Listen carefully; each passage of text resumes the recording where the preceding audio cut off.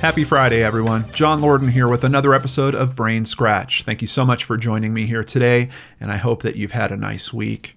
We've all had accidents. I think all of us have been there, and in particular, accidents in vehicles. But sometimes decisions that we make during the accident can make it a lot worse. Sometimes decisions we make after the accident might not really help things as well. And this is a situation where we kind of have that going on, and it could be leading to a crime. And on top of a crime, it could be leading to a possible cover-up of a crime. So this is one that we really need to dig into. This is one I want to raise more awareness to. I want to get some more conversation happening around this. Let's go ahead and jump in, starting with where this takes place.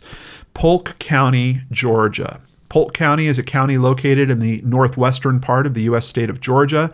As of the 2010 census, the population was 41,475 people. The county seat is Cedartown. So not a giant county by any means, with a population of, it might be in terms of geography, but in terms of population, not crazy big. In terms of geography, it's about 312 square miles. So 41,000 residents, and unfortunately, this man is no longer alive to appreciate being a resident of this area. His name is Eric Keais. This is a picture of him with his niece. Let's learn about what happened. This is from a website called mdjonline.com. This is one of the earliest postings that I could see in terms of as close to the actual event. A Cedartown man died of injuries sustained when he was struck by a car traveling southbound. 38-year-old Eric Christopher Keais was pronounced dead in Polk Medical Center's emergency room at 10:15 p.m. after doctors tried to save his life. Emergency personnel rushed to the scene in front of Dollar General Market on North Main Street in Cedartown around 8:30 p.m. when calls came into 911 about the incident. So, terrible tragedy, absolutely, but just kind of sounds like a normal event, right? People call 911, they show up, they take him to the emergency room, they try to save him, and it just doesn't go well. Well, the big problem is this version of the story is kind of nowhere near what actually happened. But let's learn just a little bit about Eric Keais before we continue. It's been tough because for as much media as there is about this case, there's really not a whole lot about Eric himself. His brother has been interviewed in a few places. He's really, of course, upset. We're going to get some quotes from him as we're going through this as well. They were supposed to start working together literally the day after this happened. But this is from his obituary. Mr. Eric Keais, age 38, of Cedartown, passed away September 11th, 2019. Mr. Keais was preceded in death by his mother, Deborah Keais. Survivors include his father, Manfred, his brother, Aaron, his niece, Deborah, and a nephew, Joseph. Mr. Keais loved golf, car audio, and was an avid sports fanatic.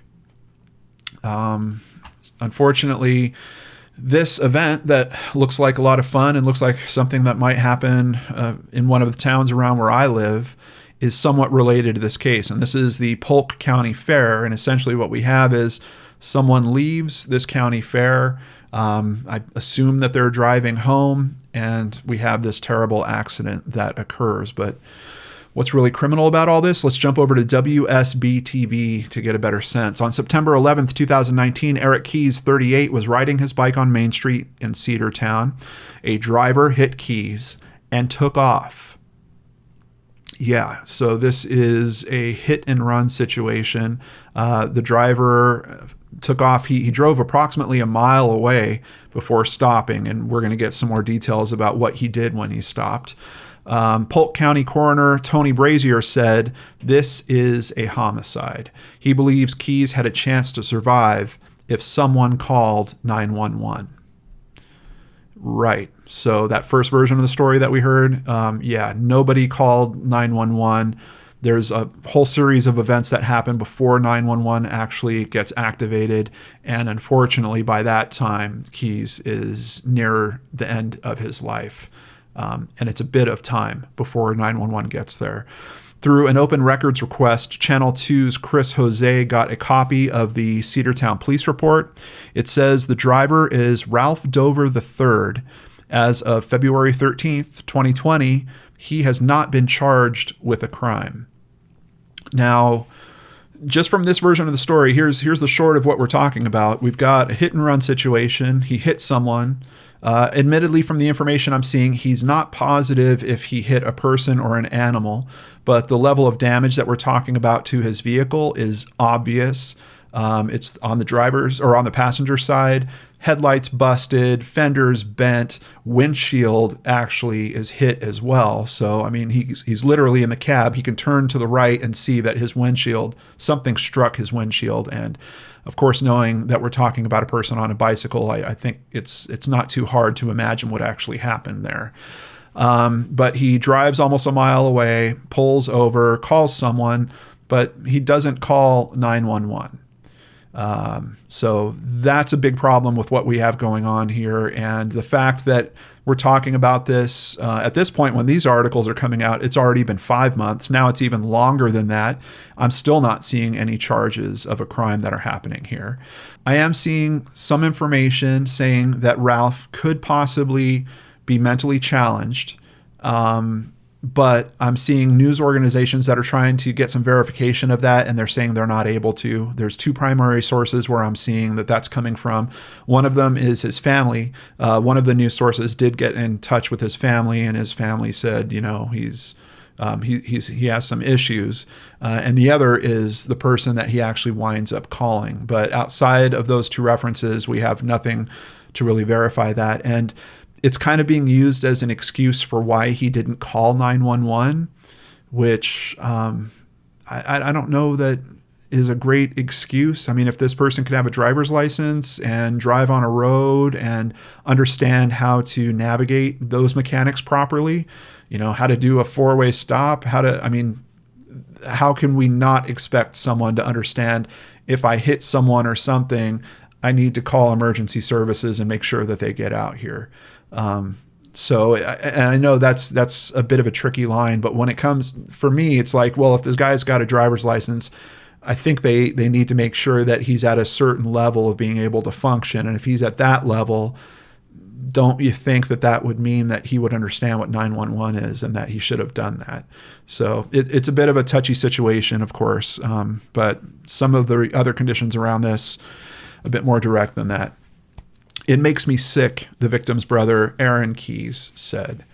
And we haven't even got into the details that he's sick about yet. What is he talking about? Let's jump over to 11alive.com. And I just want to call them out. They have done a lot of work on this story. They've basically done a pretty in-depth investigation that brought a lot of this to light. And there's a very good video segment here as well. So in the sources down below, I'm going to have this right at the top of the sources. I think it's really, you should come here and watch the video segment. I'm going to use a couple of just really small clips from it. There's a lot more to it, including Aaron speaking about his brother. But let's continue here. So driver with powerful ties calls state rep instead of 911 after hit and run crash. The day Eric Keais and his older brother Eric were supposed to start working together as painters, Aaron was awakened by a phone call. Police had found 38-year-old Eric dead in a ditch the night before, just 3 miles from his home. "It's really hard on me because he's my brother, man," he said through tears. "I wasn't ready for him to go." Polk County Coroner Tony Brazier wasn't ready for what he would learn about the crash. That his friends, some of the most prominent people in the community, were involved in the aftermath to varying degrees. This was more than just a regular accident. The vehicle had been moved, he said. Ralph, also known as Ryan Dover III, didn't stop when he hit Eric. He kept driving with the passenger side headlight, hood, and fender area caved in, along with the passenger side windshield shattered and caved in, the police report read. There was also a bit of red paint on the front bumper of the impact area, the document notes. Dover drove almost a mile before stopping in a convenience store parking lot. So I just wanted to touch on that as well. Let's imagine that you have some type of, you run into something, you're not sure what it is. You do stop, and him going a mile down the road means he probably drove for a few minutes. You do stop and you see all this damage that's to your vehicle. There is what is identified as red paint, and that kind of makes sense because now looking at this investigation, we know that he was actually on a red bicycle. But you don't know that at the time. So you're looking at this damage and you're seeing red marks on your front bumper, and it's still not occurring to you that this might be a medical emergency and we might need to get services out there. And even if we want to give Ryan a little bit of a pass because of whatever issues he's dealing with, we've got someone that comes to the scene that is also seeing all this, and they're still not calling 911. Let's continue with this. He didn't call 911. He called a friend who he had been hanging out with at the county fair that evening, attorney and Georgia State Representative Trey Kelly. At first, he didn't know what he hit, and he said it could have been a deer or possibly a person, the police report continued. Not only did Dover not call 911, Rep. Kelly also didn't call 911. Now, this part of the story just really blows my mind, because imagine what we have going on here. You've got Ryan, accident, drives a little bit, stops, sees all this damage, calls his friend that he was just hanging out with at the county fair, who happens to be the Georgia State Representative. Then Trey hears the conditions of what's happening, doesn't tell Ryan, hey, get off the phone with me and call 911, or, hey, Ryan, I'm going to call 911. We're going to get emergency services out there. Decides he's going to get dressed, get in his truck, drive over, go see what's happened. And time is just ticking by, and there is a guy dying in a ditch. That's the reality of what we're talking about with this story here. And we've already got several points of why isn't 911 being called here? Why is it not being called here? Now you've got the rep going out to look at the scene, and guess what? He still doesn't call 911. It's just mind-boggling. While Eric was lying in the ditch dying, Rep. Kelly observed a bicycle on the side of the road and then immediately called Cedartown Police Chief Jamie Newsom at home, the police report said. So just to slow this down, Kelly gets there, obviously sees the damage to the vehicle. They go back to where the actual scene is. He gets out, sees a bike at the side of the road that matches the color of the marks on the vehicle. Did they assume that the bike was just sitting in the road and that he hit a bike that happened to be standing up in the road on its own? But outside of all that, still doesn't call 911 and decides to call the police chief, who isn't even working at this time and is at home. There's one question that keeps going through my mind with this whole case, and that is, did anyone run any type of toxicology on Ryan Dover III? Because there's things happening in this that are making it feel like a cover-up, and I want to understand, like my brain just goes to, why are they trying to cover this up? This would be a totally different situation if Trey Kelly was the driver, and then, he's calling the chief. Even in that case, I'd be kind of like, hey, what's up with this? This still feels like a cover-up. But we have this person that seemingly, there is a picture of him with Trey Kelly, but from what Trey describes, Ryan is a guy that just works at the local supermarket. Like I said, there's a picture of him. It looks like they're at an event together. Obviously, Ryan has his phone number, and supposedly he just saw him at the county fair that was going on. So I don't know if there's more of a friendship. I don't know if there's some type of family connection, like maybe Ryan's family kicks in a lot of money to Trey's campaigns or something. But there's something in me that is looking at this saying, why are they taking the steps like this? This feels like a cover up. And if so, what would they be covering up?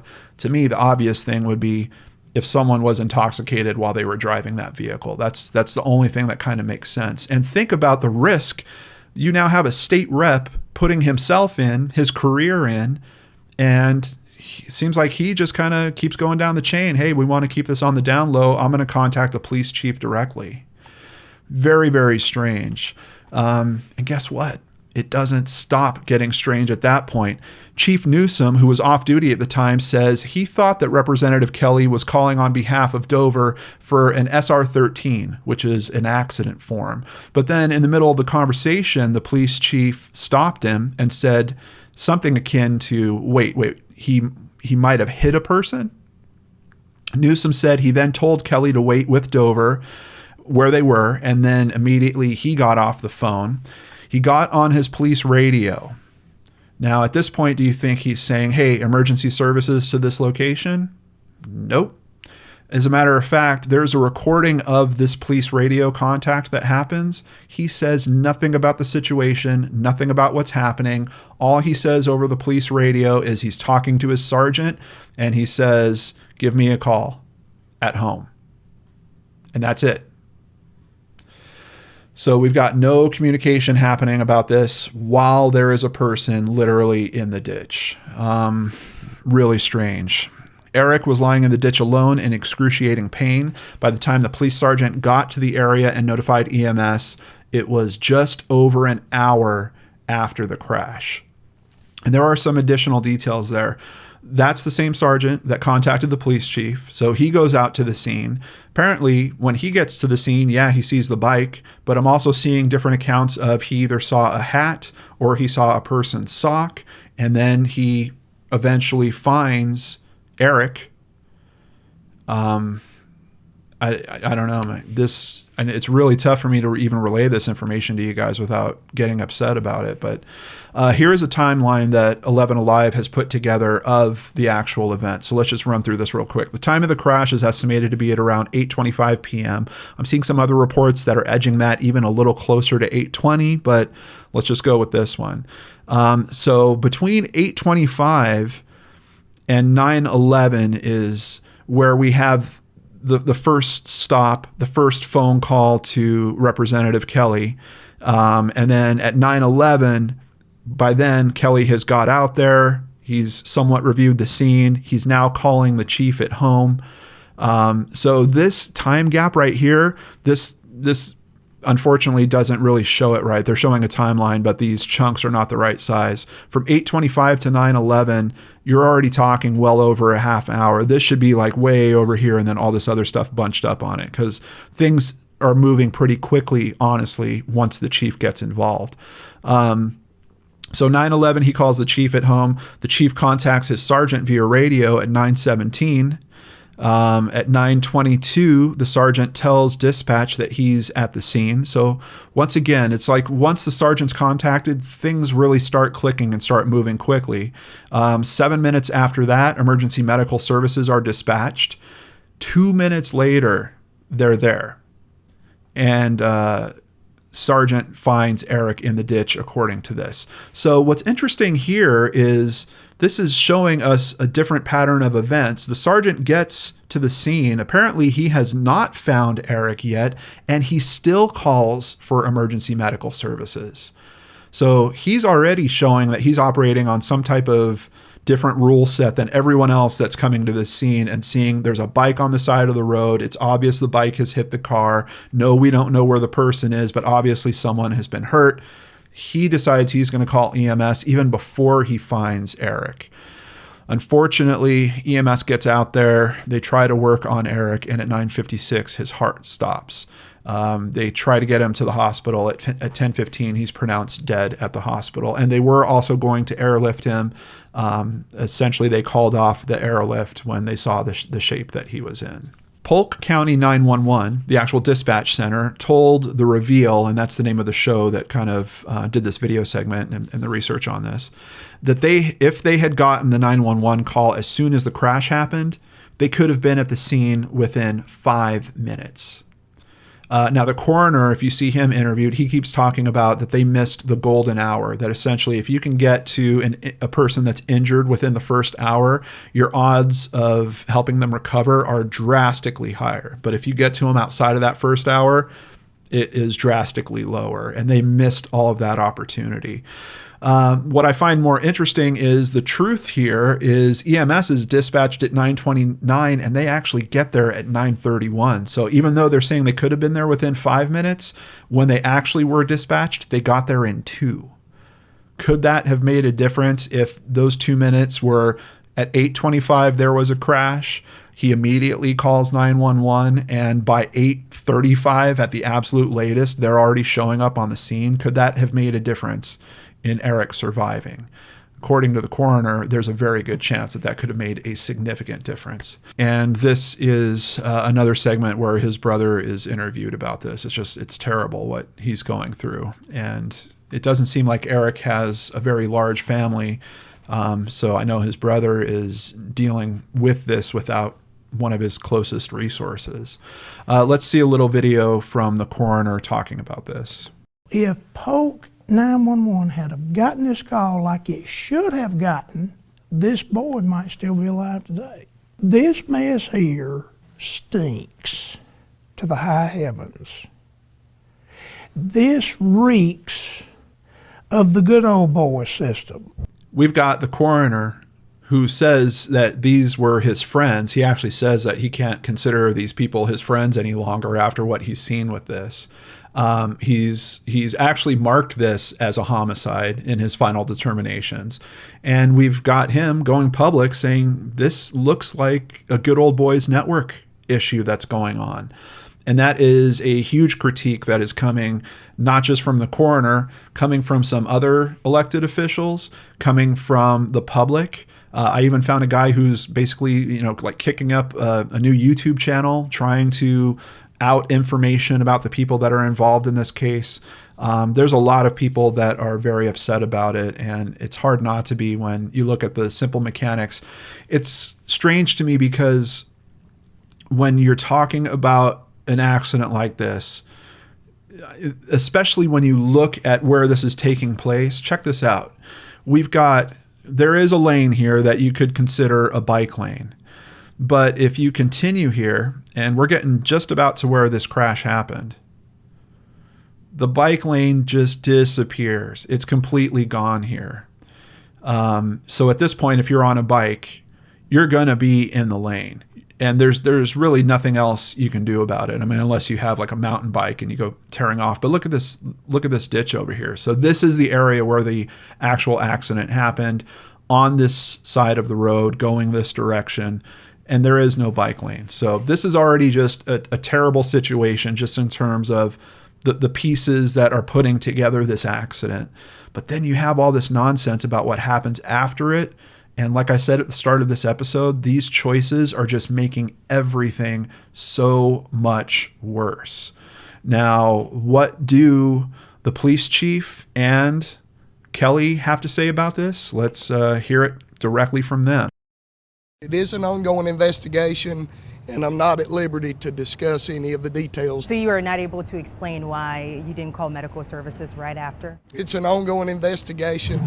Representative Trey Kelly had the same response. Why didn't you call 911 or ask your Faith. friend to call 911? Again, I did alert law enforcement, and again, because you called the police chief at home. I'm a potential witness in an ongoing investigation. So pretty much getting no comment from each of them. However, as the media starts getting a hold of this and this information starts becoming public, things change a little bit. Now, we have some comments that are posted to social media. We have other comments that are part of the police reports that have been found by the investigative journalists looking into this as well. So this is just a really simple diagram, but the main thing I wanted to show you here, I believe this came from the police report, is the location of the bike. It's extremely close to the road. So when Ryan got with Representative Kelly and they came back to the scene, we know that Kelly did see the bike, and you could see why. I mean, it's pretty obvious. Unfortunately, this diagram doesn't have the location of where Eric wound up, but I don't think it's really hard to figure that out. I'm kind of wondering about that aspect as well. If you came here and you knew what direction your friend was driving and you see the bike over here, that should give you at least the estimated impact point of being up here. Now, admittedly, the bike could have gone off in one direction and the person could have gone off in another, but it's basically going to be of somewhat forward momentum, maybe at a bit of an angle. And if you looked at the windshield, you might get a better idea of that. I don't think it would take a rocket scientist to realize where Eric is. And if you're just standing at this point and you're looking over in that direction and you see a big cluster of trees and you haven't found the person yet, guess what? There's a pretty good chance they're going to be in the middle of that cluster. And that's kind of what we have happen in this situation. What's also interesting to me is Representative Kelly is part of an ethics committee. Now, that's about the ethics of people in the House of Representatives, not the ethics of people in general. But with a case like this, that's really what I'm wondering about, is just ethically, are we taking the right steps with a case like this? You hear about these conditions, you go out to that scene, you see these things, and you're still not calling 911. You're calling the police chief, who's also not calling 911. And also, we can see Representative Kelly here is still listed at Parker and Lundy. He's also an attorney.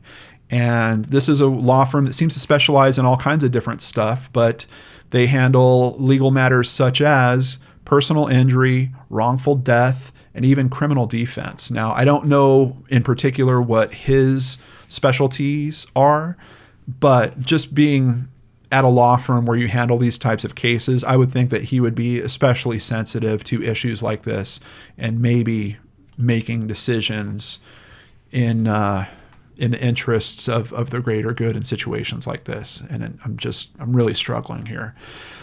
So he does wind up putting a post out after all this stuff starts hitting the media. Keep in mind, all this stuff hits the media in February. There's not information that is coming out in September or October about, I was, involved in this hit and run situation where I had to go out there and a friend of mine had hit someone. No, none of this stuff comes out until the media is basically getting all over this. But here is Trey's statement. It is heartbreaking that our community has experienced a tragedy like this. Our thoughts and our prayers go out to the victim and the families involved. After getting messages from so many, I wanted to tell my story regarding the evening of September 11th, 2019. And I can tell you, I've looked through some of the messages he's getting. Some of them are kind of supporting him. Hey, we know you're a good guy. We know you wouldn't have done anything wrong. Others are being very direct with him about what the heck happened out there and why did you just not call 911? That night, I received a call from a Polk County citizen who I had seen earlier in the night at the Polk County Fair. This individual worked at a local supermarket, is well-liked, and is known to have limited mental capacity. He was agitated and upset because he had been involved in an accident and thought he may have hit an animal with his car. After trying unsuccessfully to calm him down and find out what he may have hit, I still had no idea what happened. So, at this point, if nothing else, you've got your friend out there that's emotional. And I'm also struggling with this because I feel distancing that's going on in here. This is a citizen I had just seen earlier the night at the Polk County Fair. He's a guy that works at the local supermarket.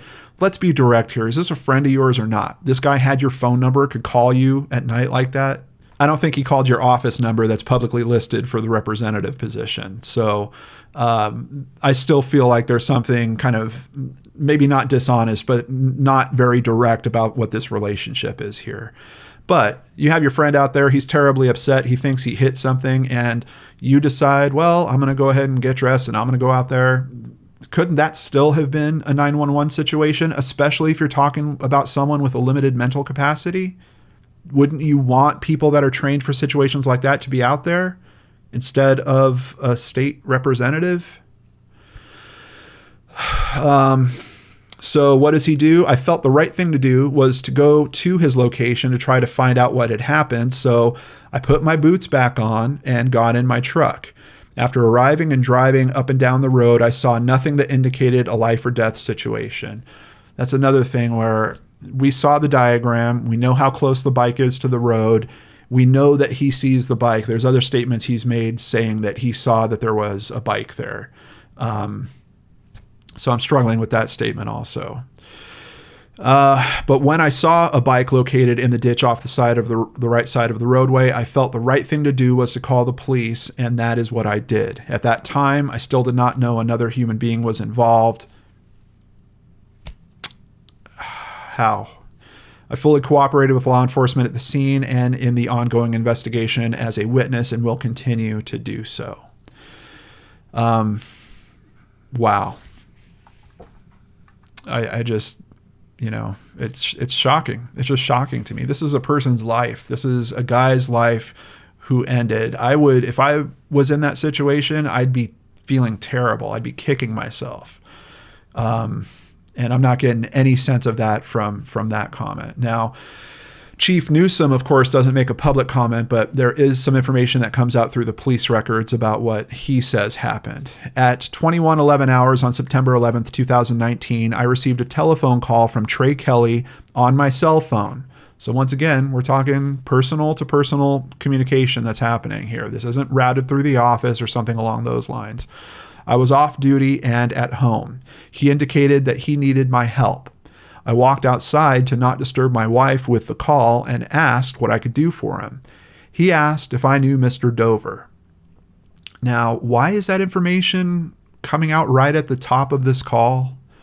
What is important about knowing Mr. Dover in terms of this situation? Kelly says he saw the bike. That triggered him for, hey, I got to make this phone call and try to get in contact with law enforcement. So the first thing you get when you're on the phone with him is, hey, do you know Mr. Dover? I don't know. I stated that if I saw him, I might know him, but the name wasn't ringing a bell. Kelly stated that he had been with Dover at the county fair. So now he's going to backtrack and tell him what they did earlier that evening. But Kelly had gone home.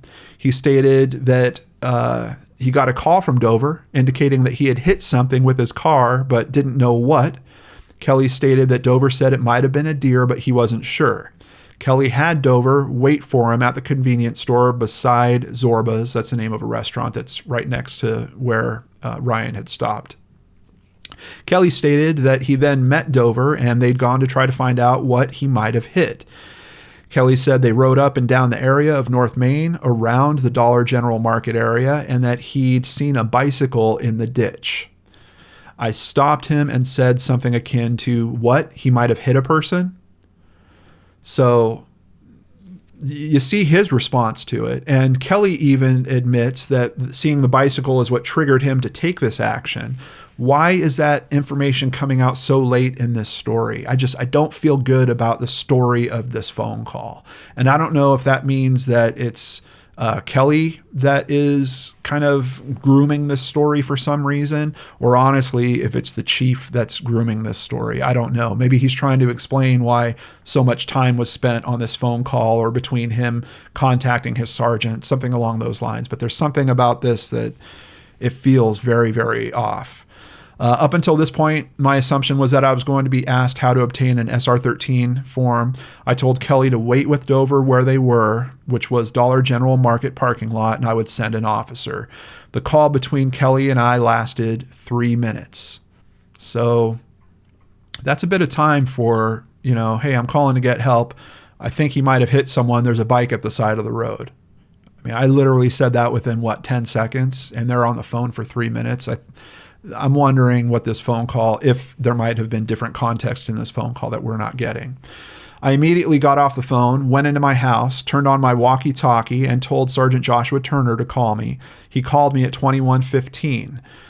So between those time frames, we're already seeing he's saying it's 3 minutes. It looks like it could be 4. Of course, we don't have the seconds, so we can't make it really exact. I told him what I was told, stressed to him my fear that a person had been hit, and told him to get to Kelly to find out where the bike was allegedly found. I then finished getting dressed and proceeded to the scene.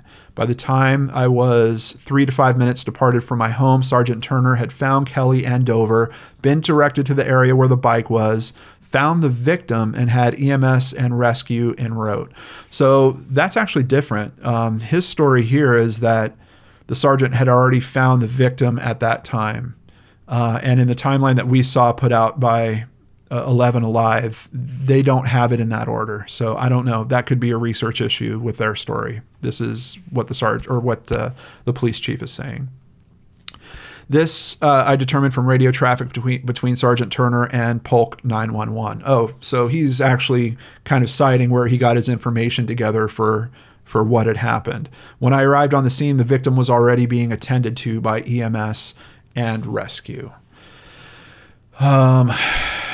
I don't know, feel a little weird about that. Here we have Sergeant Josh Turner, and just a piece of his statement. As you guys can see, I'm capturing this in screenshots from some of the video segments that I've watched on this case. But here's what the sergeant says. On Wednesday, September 11th, 2019, I, Sergeant Josh Turner, was notified via phone by Chief Newsom of a possible accident on North Main Street. And I'm still wondering about this whole, the chief talked about he was worried that someone got hit, but he doesn't say that over the walkie-talkie. He gets on the walkie-talkie and tells the sergeant to call him directly. Like, it's weird because you guys are telling me that you're escalating here, but then you're missing a very obvious way to escalate. And it's just really, really strange. Upon my arrival, I met with Trey Kelly at Dollar General Market, in which he advised me that he was called by Ralph Dover due to Dover hitting something with his vehicle on North Main Street. Dover, who was operating a 2005 Hyundai Santa Fe SUV, stated to me that he had left the fair and was headed into town when he hit something with his vehicle. At first, he didn't know what he hit, and then he said it could have been a deer or possibly a person. So when he's talking to Dover about it, Dover seems to have a little bit of a different story than the version we're getting from Kelly. Dover seems to be pretty clear that could have been a deer, but also could have been a person. Now, maybe that changed when they went back with Kelly. It could be that they saw the bicycle, and at that point, Dover started thinking about the possibility of hitting a person. I guess that's fair as well. Dover then states that he drove to a safe place to pull over and called Kelly, then asked to see the vehicle. His SUV had extensive damage to the front of the passenger side area. Passenger side headlight, hood, and fender area were caved in, along with the passenger side windshield shattered and caved in. I also observed red paint on the front bumper of the impact area. It's just strange to me that this story involves now 4 people, and it's up until the 4th person where we finally get some procedure and process that seems like it's the right thing that's supposed to be happening here. I'm still curious, and of course, I don't have access to all the police records for myself. I hope some investigators out there will look into this angle. I'm still curious about any type of sobriety testing that might have been done here. I mean, did that go through anyone's mind in any of this? What would it have taken to get a breathalyzer test at this time? And to another article at 11 Alive, of course, the fallout starts, and it comes pretty strong and fast. More state leaders react to troubling 11 Alive investigation involving State Rep Trey Kelly. Georgia Representative Shelley Hutchinson released a statement Thursday regarding House Majority Whip Trey Kelly's part in the incident. This alleged behavior from a representative is unacceptable, harmful to our state, and beneath his office. This story highlights the worst stereotypes and fears people have about government officials, that our power will not be used to help the public, but to benefit our personal friends and allow them to get away with anything, Hutchinson said in her statement. State Representatives Matthew Wilson, Renita Shannon, and Senator Jen Jordan have all commented on the report. Shannon says she thinks Kelly, the House Majority Whip, should resign immediately. Anybody who is lacking the moral courage to place what may be good for your friend over potentially saving a person's life has no business in the Georgia General Assembly and absolutely cannot represent me or my family, Shannon told the Reveal.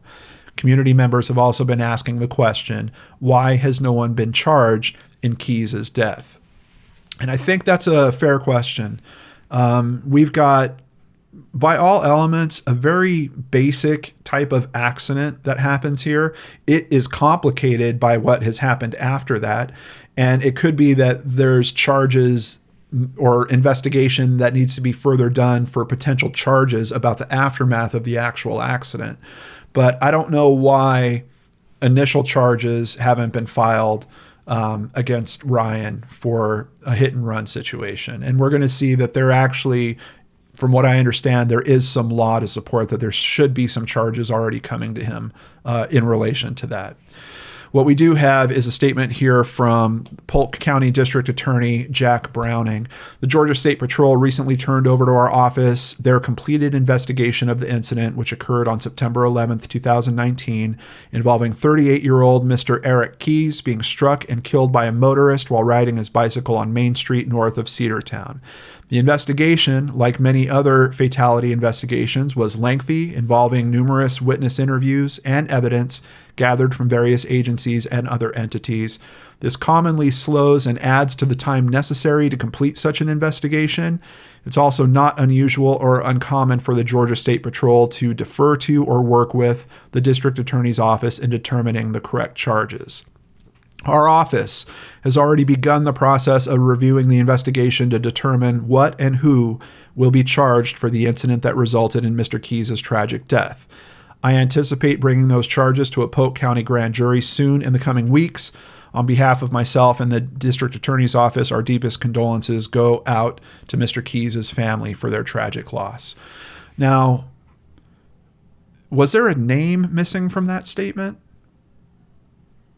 And I'm not talking about Newsom, or I'm not talking about Kelly. 5 months since the deadly crash, no charges have been filed in the case, but Monday, Browning released a statement. That's obviously the one I just shared with you guys. The attorney for Keys' family says that's a stark difference in what the DA told her a week before 11 Alive published their investigation. Min Koo says in her conversation with the district attorney, Browning indicated he's had the investigative files for some time, but did not have a timeline for action.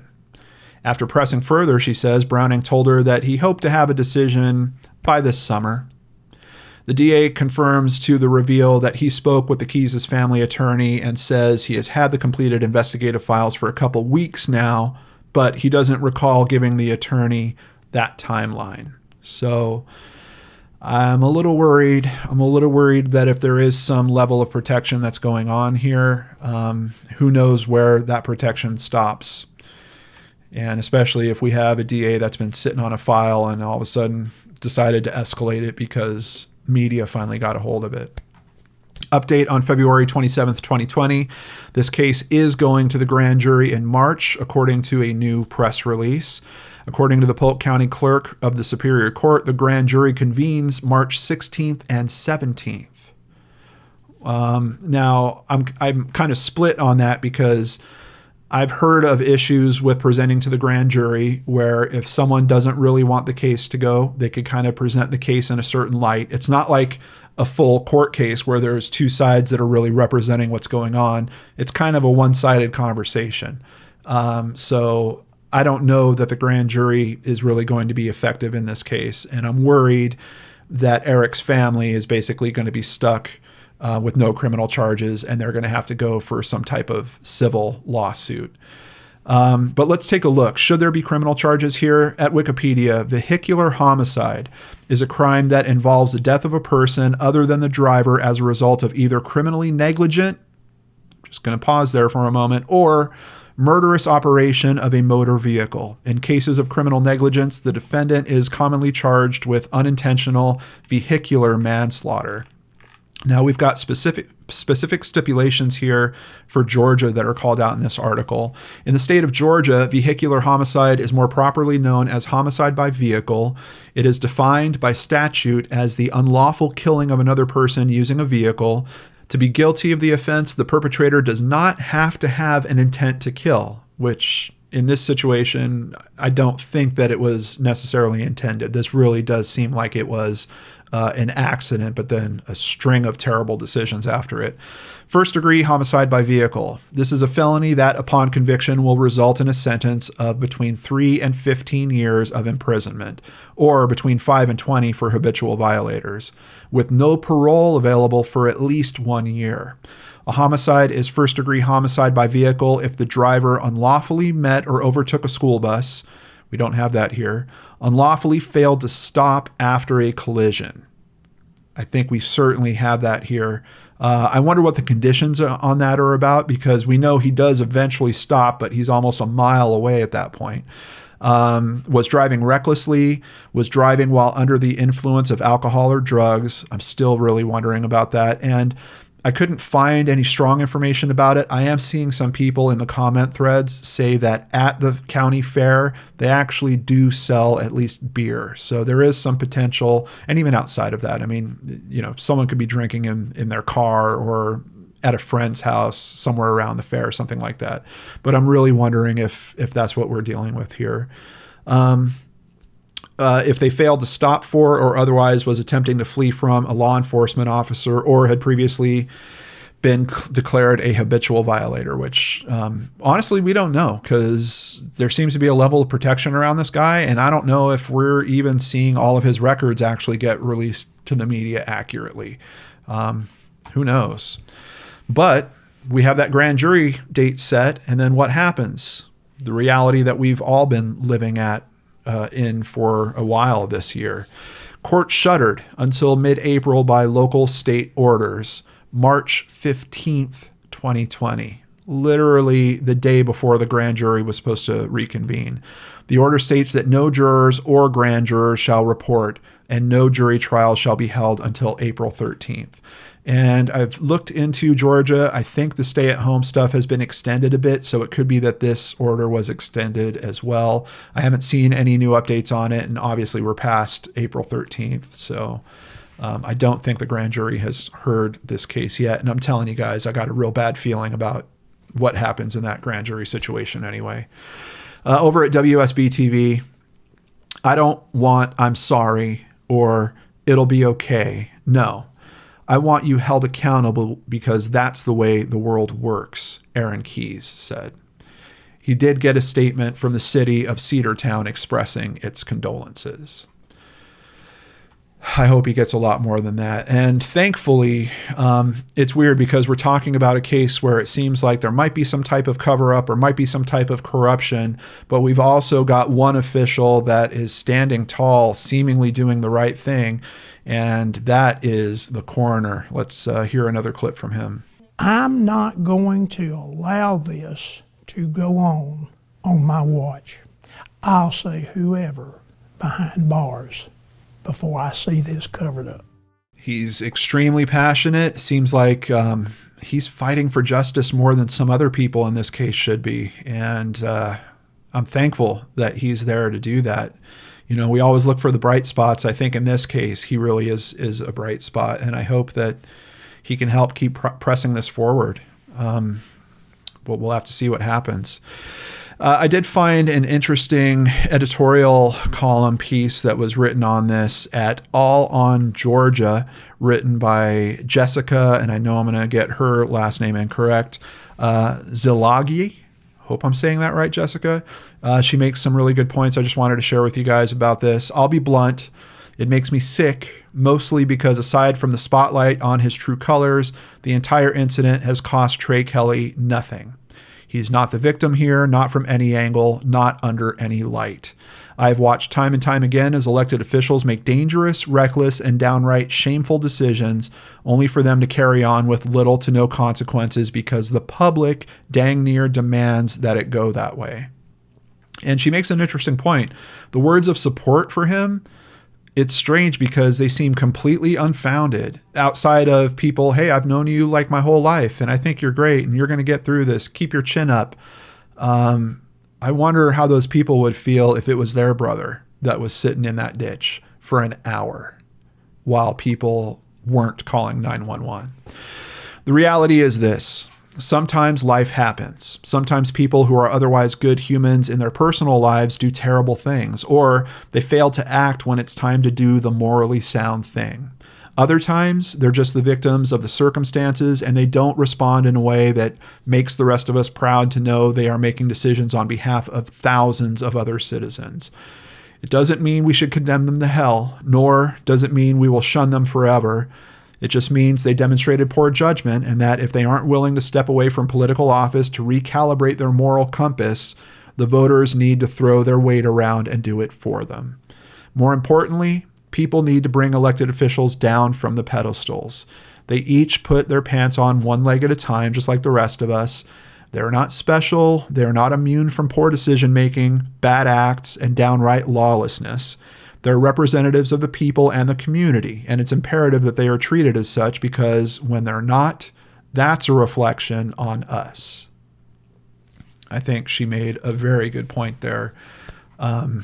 We have to remember that these are people and they are capable of making bad decisions, but that doesn't mean that those decisions go without consequences. We've all had to take consequences for bad decisions that we've made.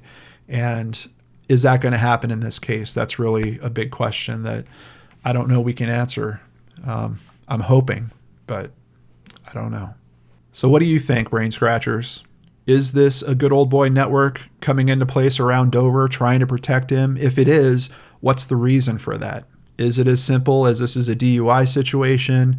Is there something else at play? But even with that, we still don't understand the strings that are connecting him to these people. And why would they go to action like this? How are you going to get a state representative to leave in the middle of the night, leave their home after they've already been out that day? I don't know. I feel like there's a lot more to this story that we haven't quite heard yet. And I'm very curious to see if you guys might have another piece of that puzzle or more information for me. Let's talk about that in the comments down below. Before I end today's video, a big thank you to new patrons, Kristen Wright, thank you so much. Holly Bell, thank you. And Kelly Walsh, thank you so much. I really appreciate you guys supporting the channel. If you'd like to do the same, please visit www.lordandarts.com, where you can sign up for PayPal, sign up for Patreon, or buy merchandise. All of it helps keep me here doing what I love doing, spending time with you and trying to help families in these terrible situations. I feel really bad for this family, and I hope justice comes to them. I really do. And I hope you guys have a great weekend. Thank you so much for spending some time with me. If you're not doing anything tomorrow night, please feel free to stop by the channel. We're doing another True Crime Game Time live. So that starts at 6 p.m. Pacific and Mountain Time, 8 p.m. Central, or 9 p.m. Eastern. I'll be there, and I've got some new friends with me, so why don't you come and meet them? Take care, everyone. I'll see you back here on Monday with a new case cracked on the Lord and Arts channel.